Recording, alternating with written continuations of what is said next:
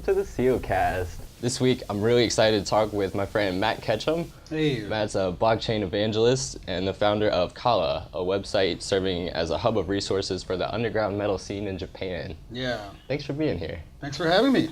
Happy to be here. So how did you first get into Bitcoin or cryptocurrency or whichever came first for you? Bitcoin definitely first, and I think, it's probably March 3rd, 2015. Mm-hmm. I think that's the date. Remember when we actually, because that's the anniversary of us starting to actually formally develop what we're doing with Kaala. And our original full stack engineer was pretty deep, and I can't say when he started getting interested in it, but he was pretty deep in it for a number of years prior to that, and just by working with him, it kept coming up, and I kept not understanding what the hell he was talking about, and he kept asking questions, and he kept trying to explain things, and it was always, probably for like 2 years, really it was just this nebulous, mysterious thing that was always around me, but I kept poking away at it, and finally I decided to buy some and actually figure out what's going on with it. So I've been playing around with it for 2 years, call it. Okay. Something like that. All right, so let's go back then. What is Kaala exactly, or what are you trying to accomplish with that project? It's definitely morphed into a bunch of things over the years, but originally, it just kind of accidentally started in Japan because I lived there and I'm a musician and we were touring and I was booking and realizing that, oh my God, underground music, independent music is at the same time, it's this wonderful thing that allows people to express cool stuff that normally doesn't get put on the radio and whatnot, just different genres and everything. But at the same time, it's also just, the worst business practice ever. There's just brick walls everywhere, red tape everywhere. Nobody signs contracts. Money gets negotiated the night before, bands duck out. I've had bands leave me because they got stuck in a typhoon, and I think it was Taiwan. So there's all of these kind of fail points in physical music ecosystems. And we kind of started by merely just kind of documenting everything that was going on, because a lot of this data wasn't even digitized. It was just on physical flyers that people handed out at concerts. And you wouldn't be at the concert unless you were already at the concert previous to it. And so there was this big problem of you're in the know if you're in the know, but if you don't know, then you don't know. And the scene over there is phenomenal, as is in a lot of countries, but there's just so little information about it out there available to kind of a wider public that we it's a really good scene and we kind of wanted to support it, so we started building our databasing systems because of that. That's cool. How long did you live in Japan? About 8 years, 2009 to late 2016. Okay. Have you been back since? Do you still go visit? Yeah. So one of the things that we're doing with Kaala is we're actually now able to direct audiences. So bands touring is kind of difficult with visa issues, which actually we can talk about with blockchain in a little bit.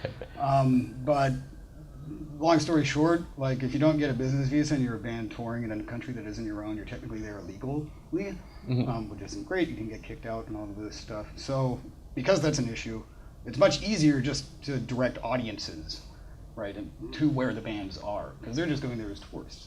Yeah.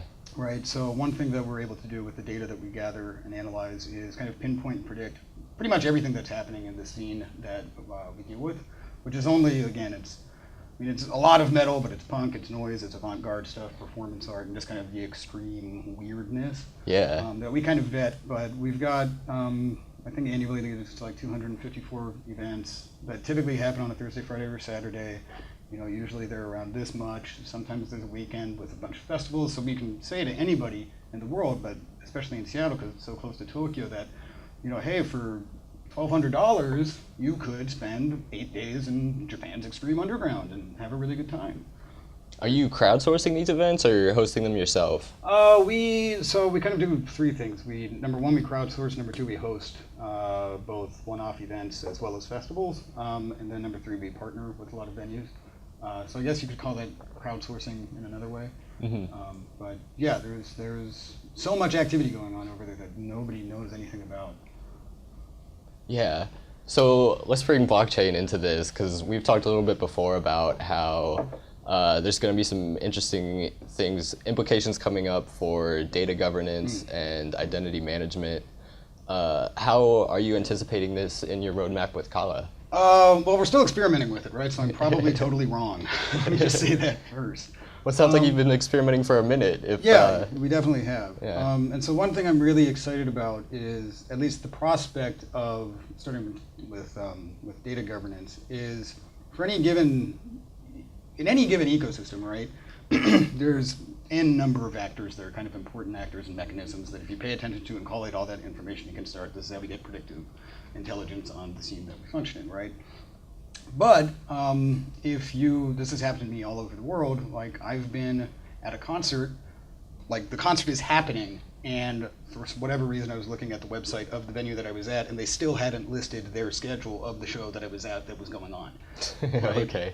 Bands frequently have an incredibly scattershot digital presence, social media presence, and otherwise.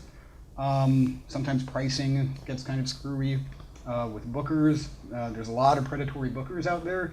And so being able to have kind of a database that addresses those and many, many other issues that are involved with the entire kind of very complex machinery that is music or just art or culture, really. Being able to govern that and incentivize people to kind of make sure that the information that's out there is correct, something that would allow even the smallest scenes to actually reach the audiences that they're supposed to. So when you say predatory bookers, what does that mean? So what does that look like? Like I mentioned, I think previously that a lot of people do just like verbal nobody signs contracts, right? Mm-hmm. So there can be there's usually a booker, a manager, a band in the venue, and depending on what country you're in, it gets very complex. But bookers can kind of be jerks. They certainly aren't all, but there's definitely bad actors out there. There's managers that I've worked with who have a kind of a blanket contract that doesn't take into account the city, the venue, the number of bands opening up, what the relationship the booker has with the bar is. So what is laid out in that contract is really good for what they did in Ohio, but over here in New York City, like this is, or in Pittsburgh where I'm from, right? Mm-hmm. This is like an 80-person venue that we don't get anything from the bar, and this contract, it doesn't understand the relationships that are happening right here. And so being able to have kind of that verified information about, oh, you're playing this venue, this is its max cap, this is the relationship bookers have with it, this is the booker you'll be working with, here's their background. All of these things kind of collated together ultimately give you a really, really, really granular understanding of what is happening. Because a lot of the time, like pretty much every event I've ever booked, have you ever booked an event? Like a big one? Nothing major. Yeah, I've done it at least 50 times, and even now, it's just like getting on stage. Like I might look like I'm not freaking out, but on the inside, I'm really freaking out. Because there's so many unknown factors that you just cannot predict. And like, for example, Facebook is terrible at telling you what's actually going to happen on the night. Usually, I tend to think of Facebook as like, if there's 100 people that say they're going to be going, I'll expect 30 or something like that. And there are other metrics via Eventbrite and whatnot. But there's so many things that just aren't being kind of interlaced into each other that would, and this is what we're trying to build out slowly, if you can kind of interlace all of these various different intersections, you end up getting this kind of collage of exactly what you're looking at. And to be honest, like with any event or concert, I'd say, so like if it's a 4-band concert, you're probably looking at least on our system as it currently stands, probably around like 220 to 240 different data points about that event. So it's the venue, it's the bands that are playing, it's the labels that the bands are on, it's the time of day, it's this, that, and the other thing, right? It's impressive. So if we can kind of incentivize the scene and not just the bookers, right, to kind of actively update and keep tabs on exactly what's going on and somehow make like Kaala coin or whatever. And I don't know how this mechanic works, so I'm just kind of imagining here. That would be super cool. Right? Definitely. And yeah, too, just the upkeep itself is current. I mean, the other thing too is with most of like metal logos, there's no machine learning that can figure out what the hell that says, right? So like really a lot of this is physical manual grunt work for data input. And so that takes time. We need, the more people we have, the better. The more information we can kind of pump into the system and get the better picture of what's going on. And so being able to incentivize that would be immensely valuable. Yeah, you've mentioned the value of prediction a couple of times now. What sort of things would it be helpful for you to be able to predict in the context of event planning? Well, with reference to like extreme music and whatnot, it can be the case that you're a grindcore band that wants to play the first week of August, and you've got 3 days open there.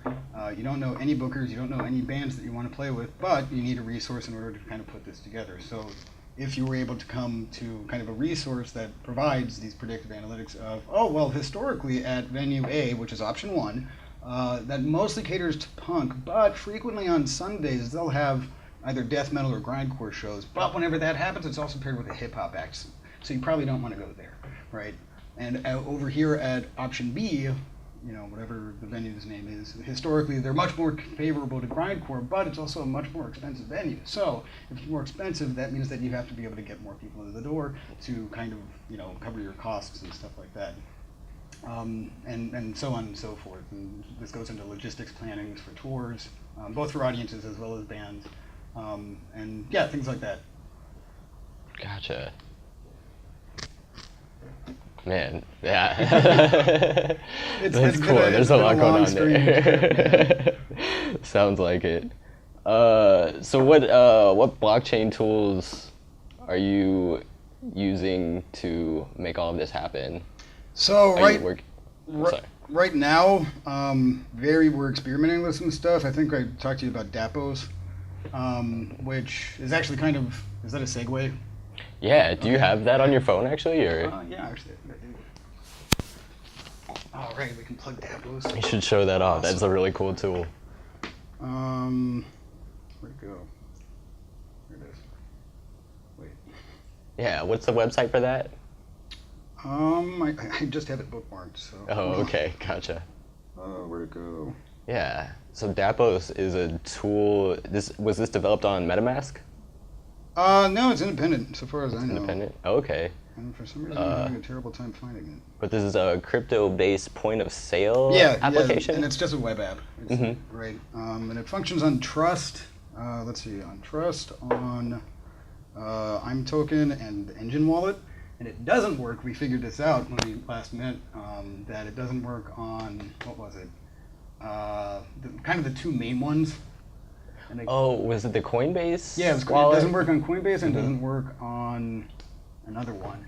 And actually the reason is, I talked to the developer about it, he said that, I don't know if this is passing the buck or not, but he basically said, well, that's not my fault, it's because their apps don't include what everybody else is including, which is in the QR code also has the price. And so supposedly, he was like, oh, that's their fault. So who knows what it actually is. But let me see if I can find it. So are you using this to enable bands to sell merchandise and that sort of thing, or ticket sales? Or yeah, so this, again, it's all super experimental right now. So for example, right now I work with a local Seattle music festival called Northwest Terror Fest. It's next year, third year, 2019, from I think late June to early July. You should go to it. It's Seattle and possibly America's most open-minded and extreme metal festival. So we're talking with them about merch, right? And certainly I don't think, even if it were enabled, I don't think we would get that much in the way of sales. But this is a point that is super important to me right now, which is, you know what, forget about the sales thing. Talk about empowerment. Is the opportunity there? Even if one person who has Bitcoin or Ether or some other shitcoin or whatever, and they're enabled to do it, that's so cool. Man, that has never happened, at least at a metal festival that I know of. And I'm sure there was a Block Party, I think it was called. They had an app, and I didn't really dig into it, but I'm pretty sure it was garbage. No offense. But yeah, so use case, right? Novel use case is really important to me. And Seattle, I think, is. Am I getting off topic? No, not at all. Seattle's weird in that, and we've talked about this before, but it's kind of a hotbed of development, right?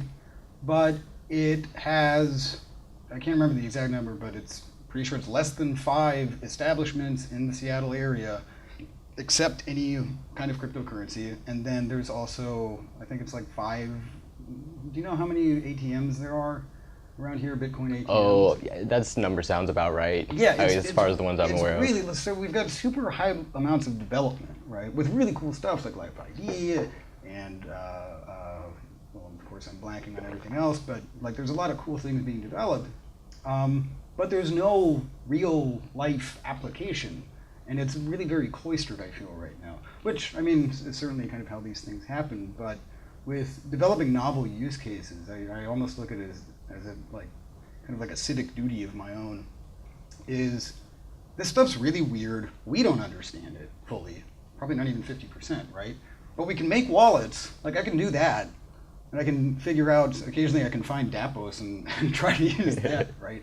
And so if we kind of encourage each other and help each other and impart whatever knowledge that we might have on others in the local Seattle area, I think that's really a very powerful kind of message, if not a revenue stream, right?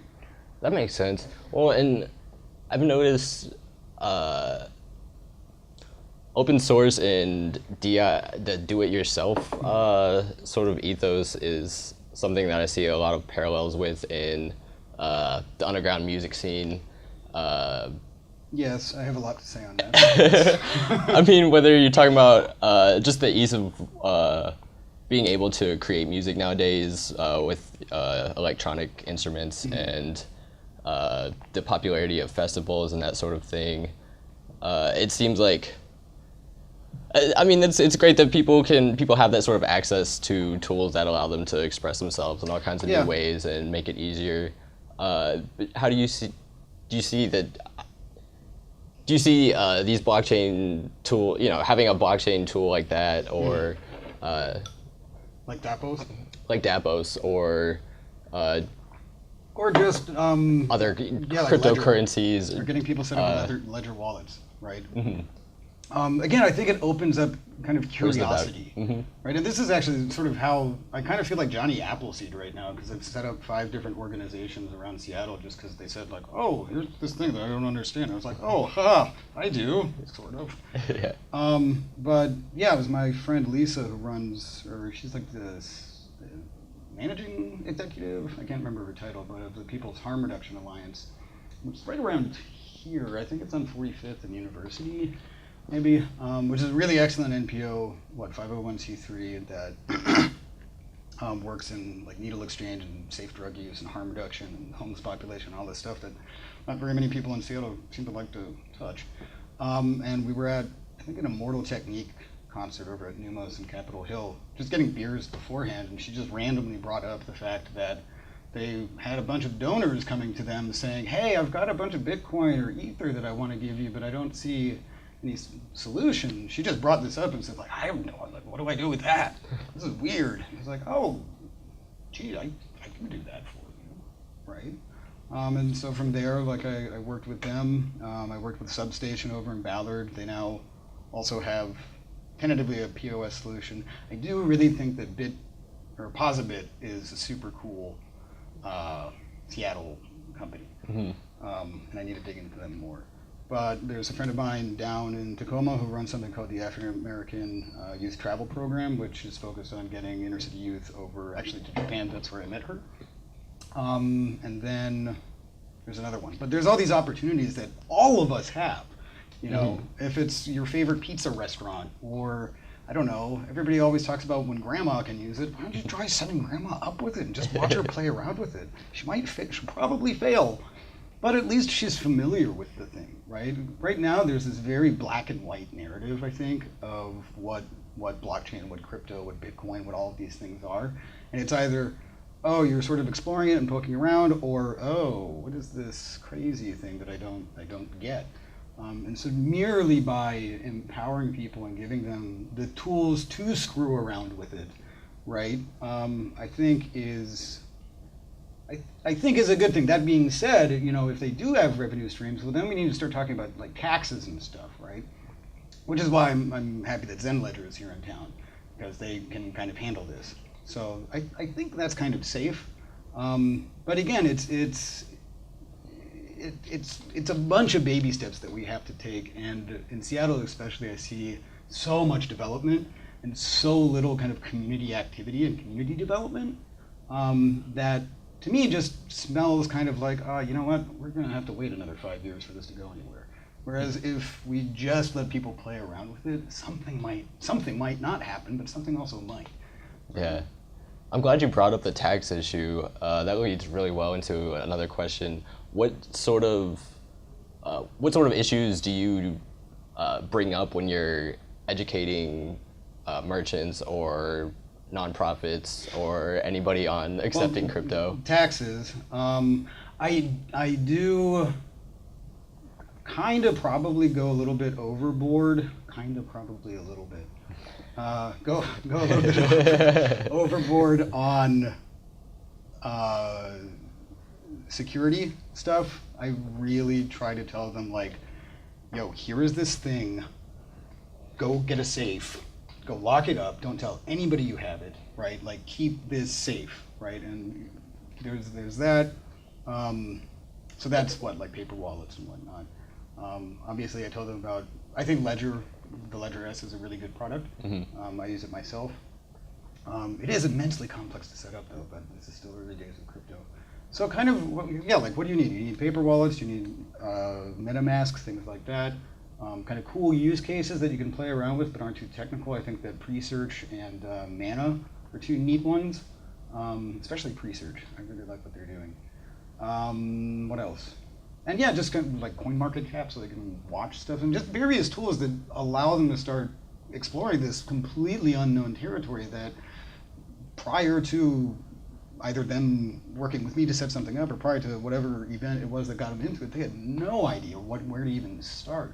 Right? So if you just give them a little bookmark folder of like, oh, check out CoinMarketCap and check out ZenLedger and check out, here's all the Seattle companies that are here, right? Kind of like with PNW Blockchain.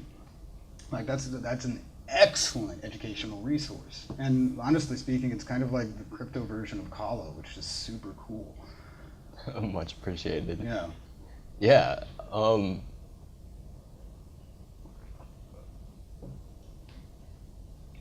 So you've mentioned that, I agree with the sentiment you brought up earlier that it doesn't seem likely that a lot of merchants will make a whole lot of money by accepting crypto at this point. But it's really interesting that the individual came to you from the nonprofit and said, hey, I'm back. It was a problem for them that so many people were offering it that they needed to figure out what to do with it. Yeah. So who are you finding this with? Are you finding similar things with other nonprofits, or who is specifically, where are you seeing the interest at this point? Music, nonprofits, restaurants. I think those are the big three. Yeah. Why?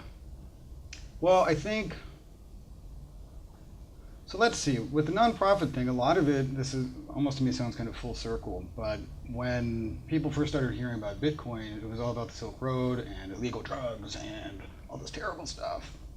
And that still kind of drives the narrative a little bit, at least today. Mm-hmm. And I thought it was kind of neat that the first time I was able to actually engage with a public entity, like outside of the office, with Bitcoin or with crypto, was somebody who's working on like, not Silk Road 2.0 by any means, but like doing good things with drugs, right? Versus, exploitation and stuff, being like, oh no, like don't die, and here's how you avoid getting Hep C, and don't spread HIV or whatever communicable disease that you get from using dirty needles and stuff. It's like, do we want people to use drugs? That's debatable, but probably not. But the fact of the matter is they are going to use it. And so if crypto can kind of like come full circle around from being used to buy drugs to being used to help save people from disease that drugs cause, right, I thought was kind of neat. With music, honestly, it just all feels very punk to me. And like the cypherpunks and whatnot, but really it's like this underground feeling, I think, that even people who don't understand the first thing about it, it's mysterious, right? And kind of esoteric. And I think that's it. So far as restaurants, I don't know. Yeah, I can't tell you about that one. But I mean, like the worst thing that can happen, right, is you implement this and then nothing happens, right?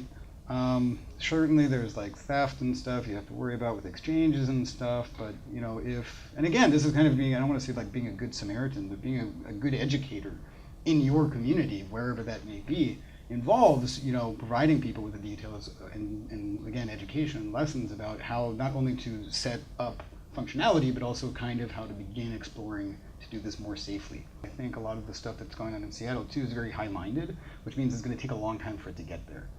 And certainly that's necessary to develop cool stuff, but let's get some, some easy to use, maybe kind of not the best UX sort of thing going, just so, open people's minds up to the possibility that maybe this would work. Yeah. No, I totally agree. I mean, I can't offhand see how having a token would necessarily make a search engine better, but I think it creates an interesting narrative for the user in terms of showing them that every time they search, that creates data, and that data is valuable to someone. And so by you getting a token back, I think that sort of shows you that, it could be, I don't know that this is necessarily what they're doing, but you could explain that, this is sort of kickback, or this is your cut of what your data is worth. Right. And I think that's definitely... And Brave is kind of doing that too. Yeah. Right, with BAT.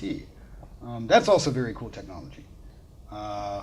They need more, I want more, what are they called? Not inputs. Apps, but that's the wrong word. dApps or no, like in Chrome. Extensions. There we yeah. go. Yeah. I think they could work Still on filling that. out the extensions. Yeah, but Brave's neat. But yeah, I mean, I think, and again, that's almost like gamification, but not in the traditional sense of like CryptoKitties, which I guess was I was kind of hot on it for a minute, but then it's just so boring. Really? Oh man, it's really boring. No offense, great first effort, guys, but like, it needs to be more than just that. As a how does it work, or what's boring about literally, it? you just get MetaMask, you throw some ETH in there, and then either you take some, can I swear? Some shitty kitties, which are free, and like try to pump them up by breeding them with other ones, and they don't do anything, and they largely look the same. I mean, they've got little like a snowflake behind one, and the Halloween pumpkin behind the other, or something. But like, it's not interesting. There's no narrative. None of them do anything. Yeah. They just sit there and breed. Like, that's all that CryptoKitties is. It's kind of sad in that way.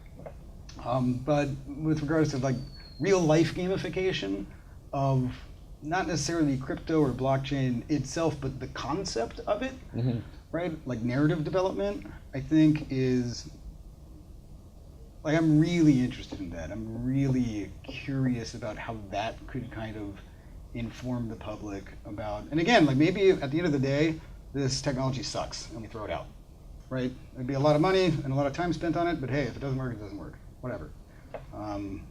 That might be the case, but and even if it is, though, it's still like educational to have people kind of playing around with new ideas and new concepts and thinking about what if, like what if this pre-search thing is actually cool and real and doing something neat? What if BAT, basic attention token, is like a really good idea for getting advertisements paid for, and this and that and the other thing. There's a lot of like unproven use cases that are going around right now, and seeing the proven ones, probably one at a time, and having people engage with those on kind of a layperson's level.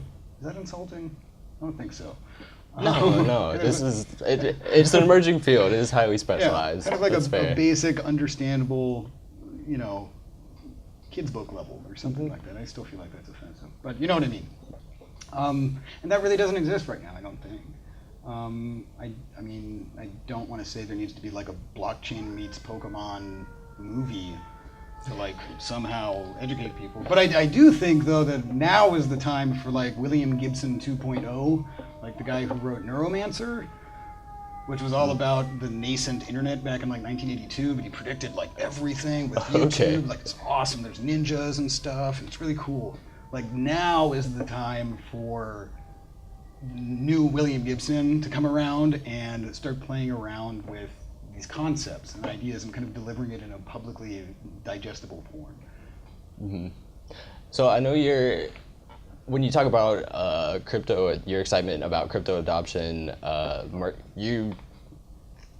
we typically talk a lot about bringing crypto to merchants and the importance there. But do you think that there is a single silver bullet to the adoption of blockchain, or what do you see? What do you think are the most important factors in bringing about the adoption of blockchain technologies? Well, public narrative, as we were just talking about.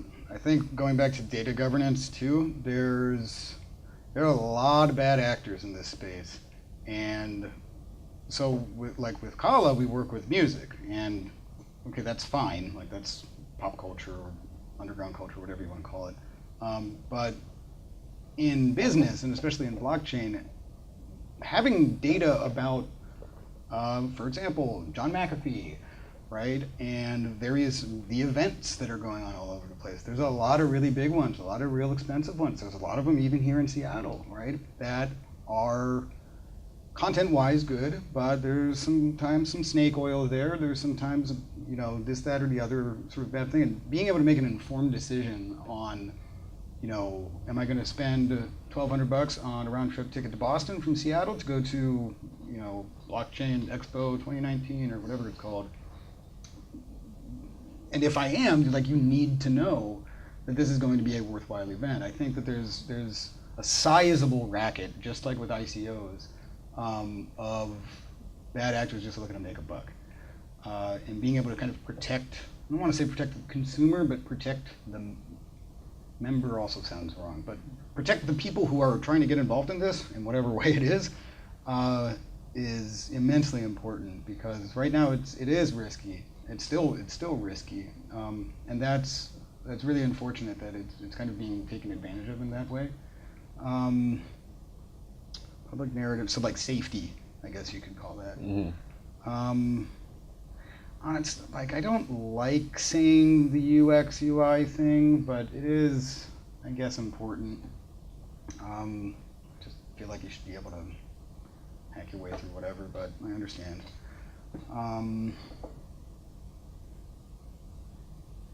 Yeah, I think the main thing now though is like distribution and narrative development more than it is like technological development, because those people who are doing that already know what they're doing, right? And if they build a cool thing, well, what happens when it hits, right? Like I think we need to focus on kind of the community and kind of on the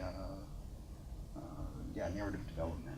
That to me feels the most important right now.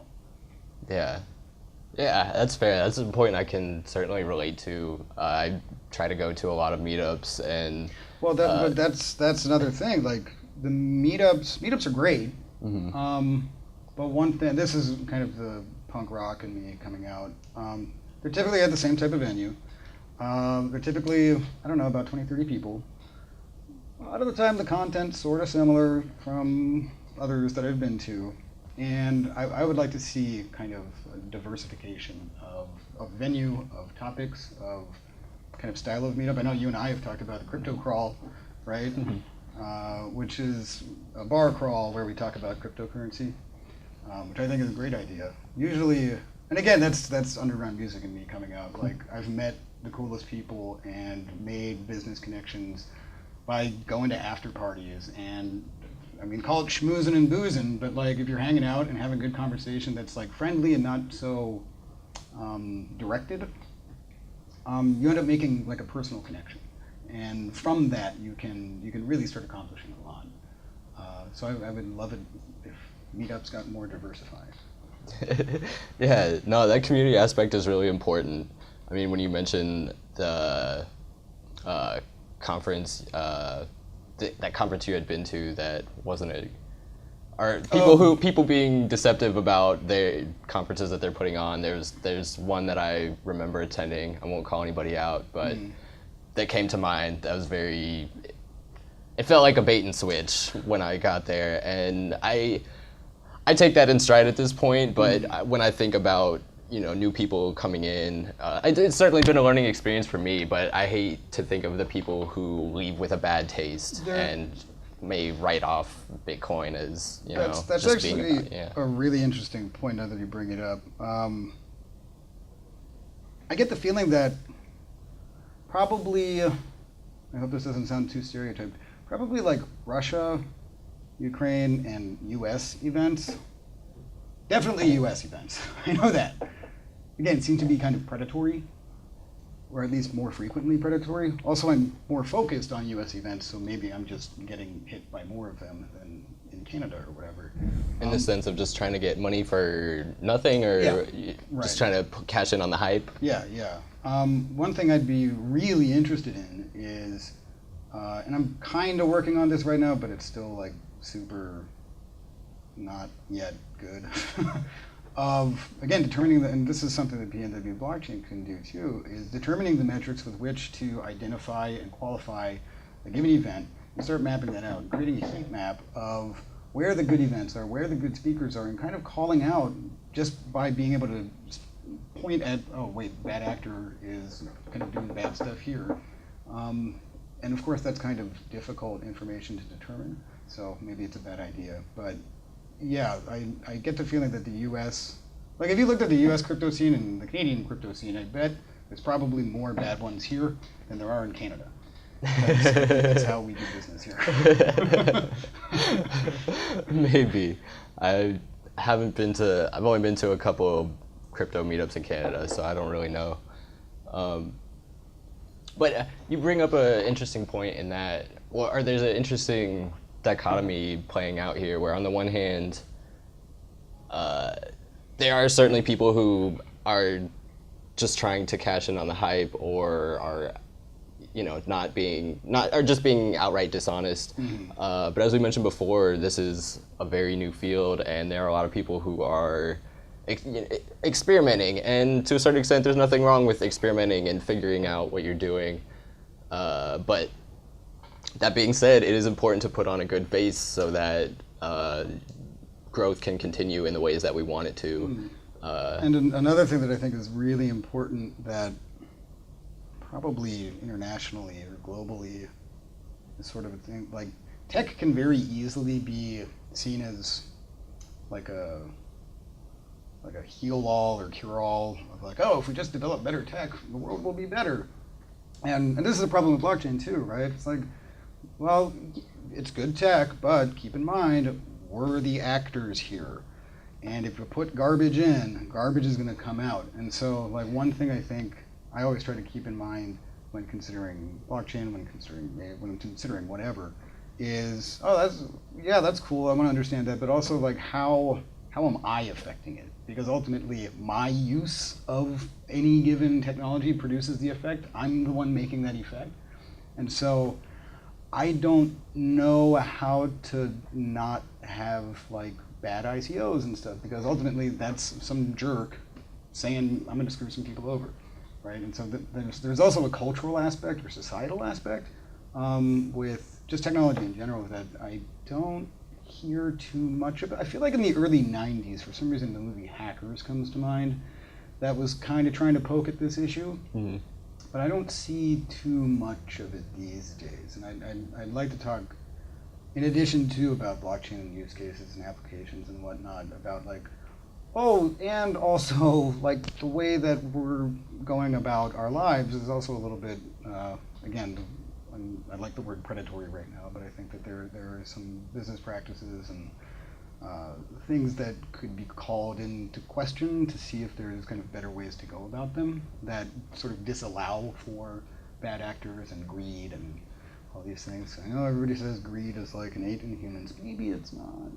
Maybe it can be better. Yeah.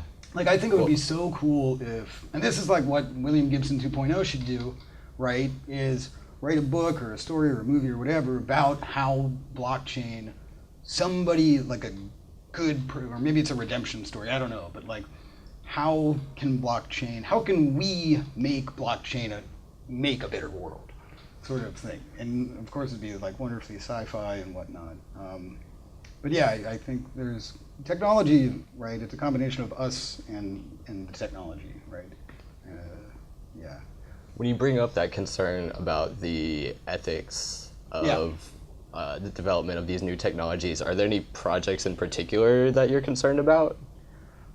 I'm really into identity, but I also feel like it could go drastically wrong, like Skynet, Terminator 2 wrong. So that I want that to develop super slowly and super carefully. Because again, like one thing, and I think ICOs did this as well, intentionally or not. I think we're still in the age of like move fast and break stuff, right?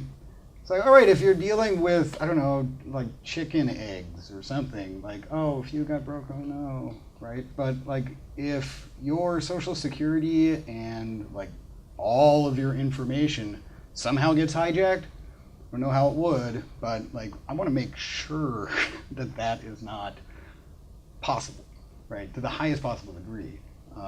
So I think depending, a lot of these high level projects too need to, and I'm sure they're being very careful, but it occurs to me that some like really screwy stuff could happen if even one thing, like what if, I mean, Facebook screwed up countless times now already, right? What if that happens with social, or with self-sovereign identity, right? That would be a big problem.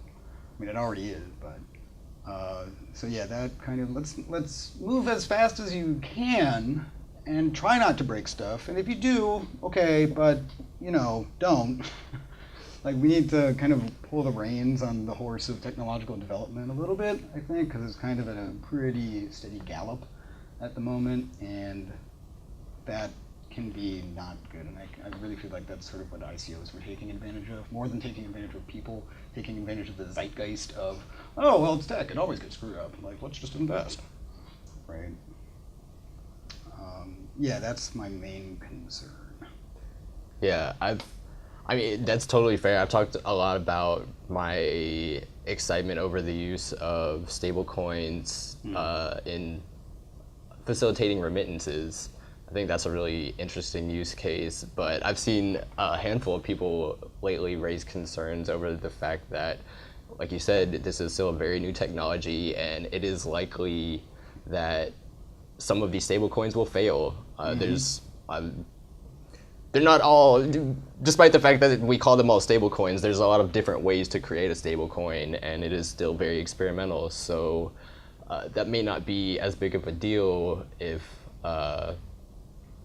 it's a large institution that, and this only represents a small amount of their holdings. But if this is somebody's livelihood, then that's something that we, like you said, we need to take that very seriously. Yeah, and I guess that's an extension of what I was just saying, but I also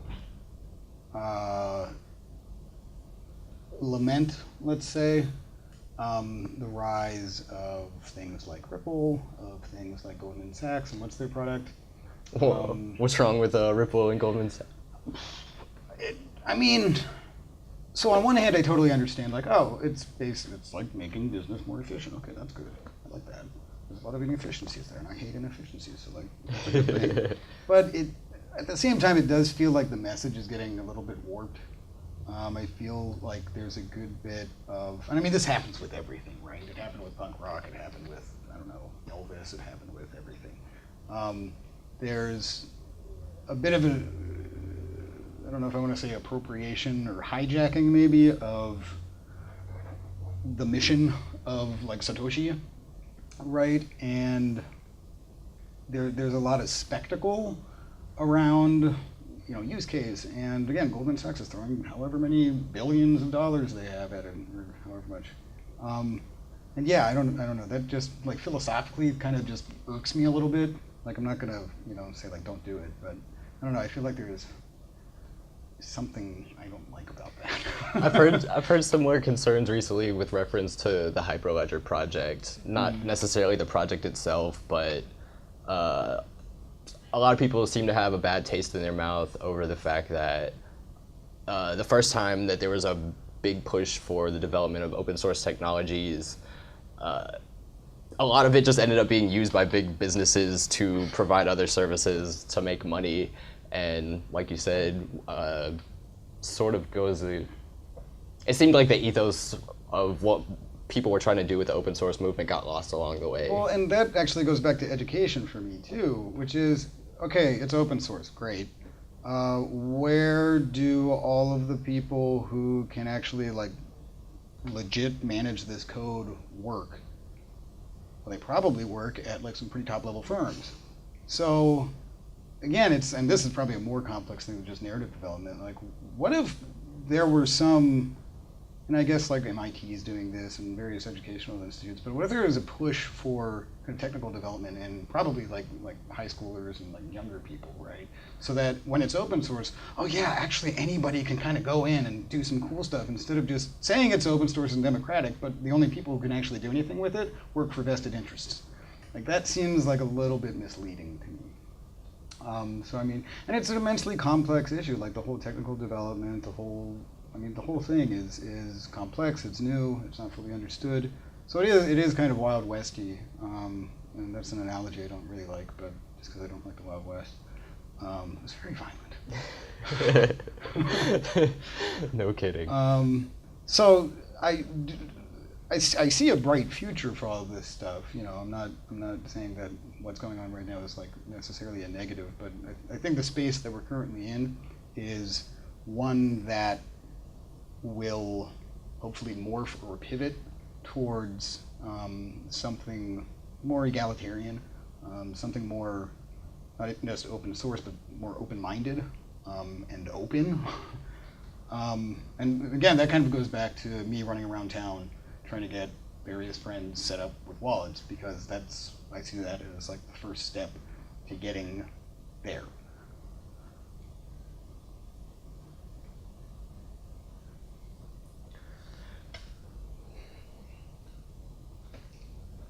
I have a question I'm not sure how to ask. You mentioned earlier that you have some concerns over,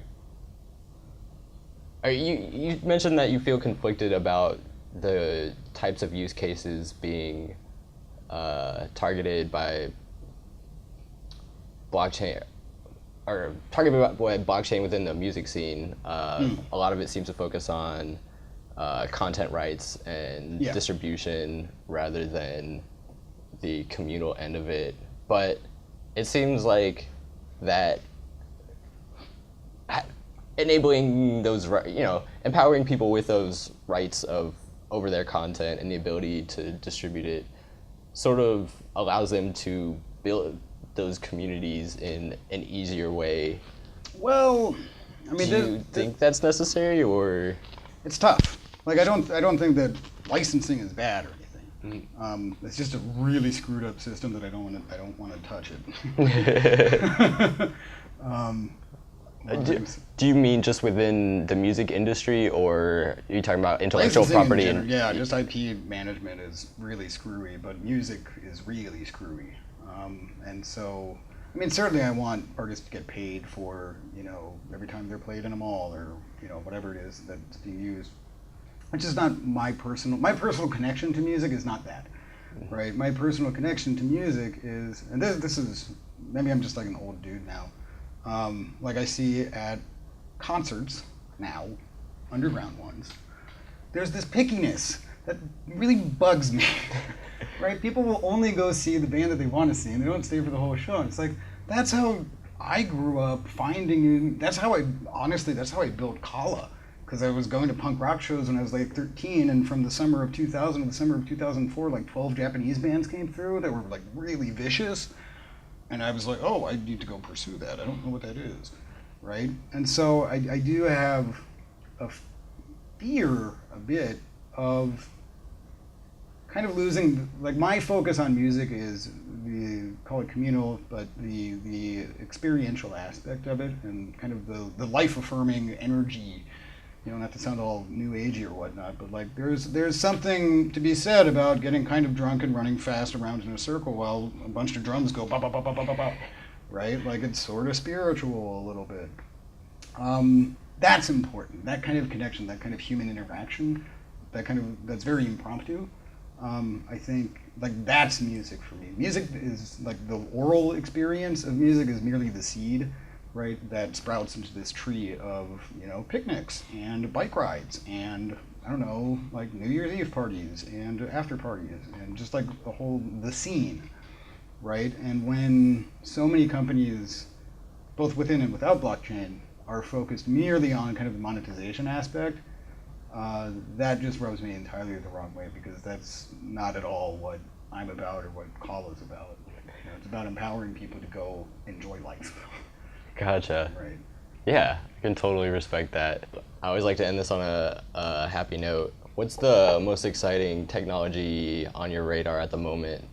Or is there a specific problem that you are interested in seeing solved by blockchain? So I'll give some shout outs to Posibit and Nori here in Seattle. I think those are really, really cool companies. I mentioned Posibit before, but Nori is for carbon emission reclamation, which is super neat. Yeah. Pre-search I think is super cool. I really like them. They're very easily set up. What is pre-search? It's a decentralized and tokenized search engine. And it kind of just racks things up as you go. You can set it up in the background, so you don't even have to use it, which is great.